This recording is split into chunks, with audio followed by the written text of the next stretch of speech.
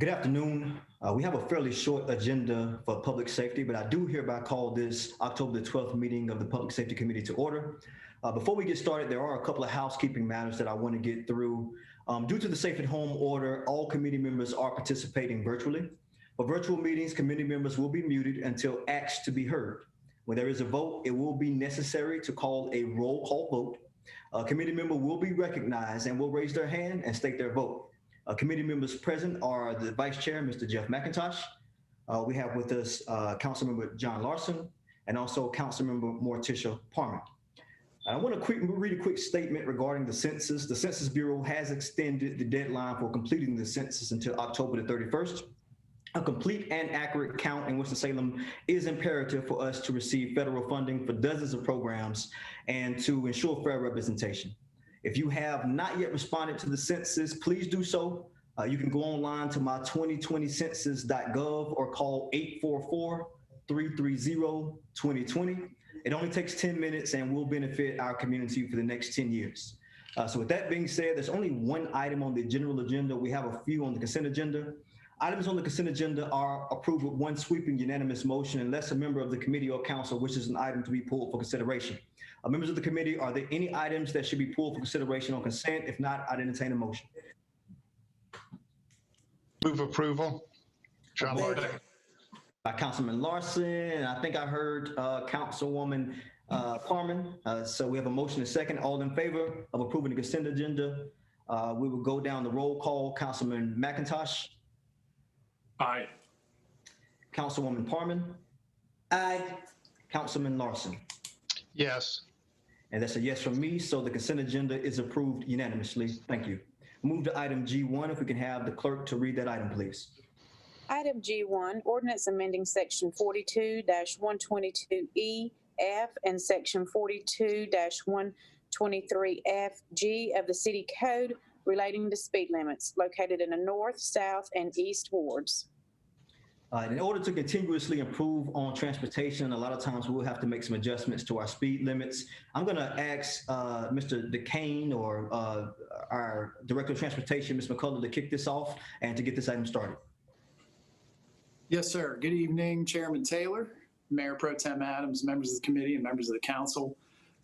We do have our Director of Transportation, Tanique McCullough, with us, and Mr. Rod Ring of our DOT.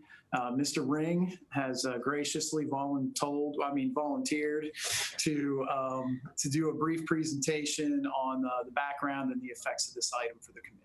With that, I'll turn it over to Mr. Ring. Thank you, Mr. Ring. You have the floor, sir. Thank you, Councilmember Taylor and members of the committee. The uniform speed limit downtown, we were initially requested to study having a uniform speed limit downtown by Hal Boyle with Triad Eco Adventures. We were subsequently received an email from Jason Thiel with the Downtown Winston-Salem Partnership, who was in favor of such a discussions and investigation. Next slide, please.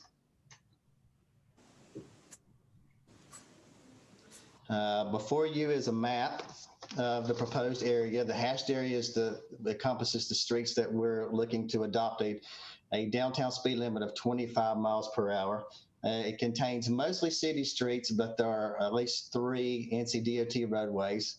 We worked with representatives of the local Division 9 office to coordinate the segments of the NCDOT roadways that they would support posting a 25 mile per hour speed limit. Next slide. The map boundaries are 6th and 7th Street to the north, Spring Street and Brookstown Avenue to the west, Brookstown Avenue and Cemetery Street to the south, and Salem Avenue and Patterson Avenue to the east. As I said before, we worked with NCDOT Division 9 office to define the boundaries of what NCDOT would concur and agree to on their maintained roadways.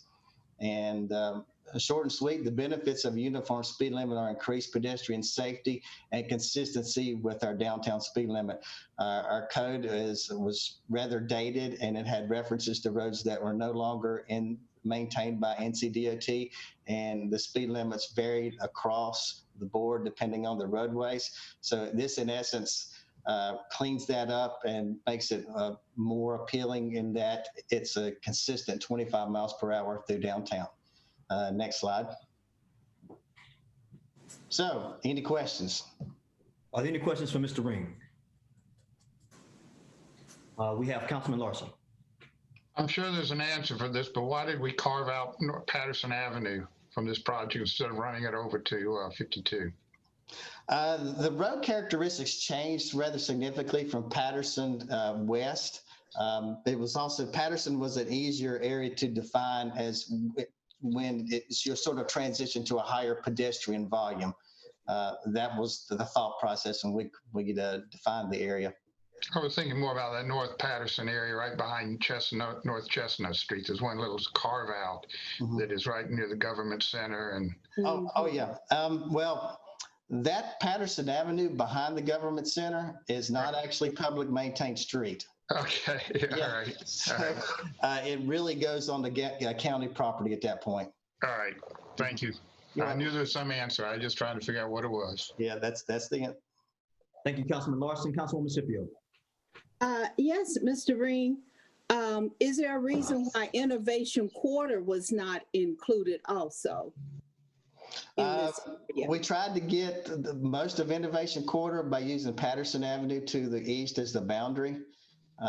We didn't, when you get over to Research Parkway, the road characteristics change significantly to a multi-lane connector street that connects to the highway and some other ramps. And we felt like a 25 mile per hour in that roadway would not be appropriate and would not, when you set speed limits significantly below what people expect, you rarely get change in driver behavior.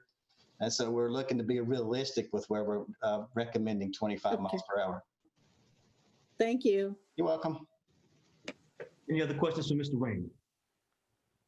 This item does require council action. Is there a motion for approval on the item in a second? Motion approved. Okay, I heard a motion by Mr. McIntosh and a second by Councilman Farman. All in favor, please vote yes, and we'll go down the roll call. Councilman McIntosh. Aye. Councilwoman Farman. Aye. Councilman Larson. Yes. That's a yes from me. So item G1 is officially approved.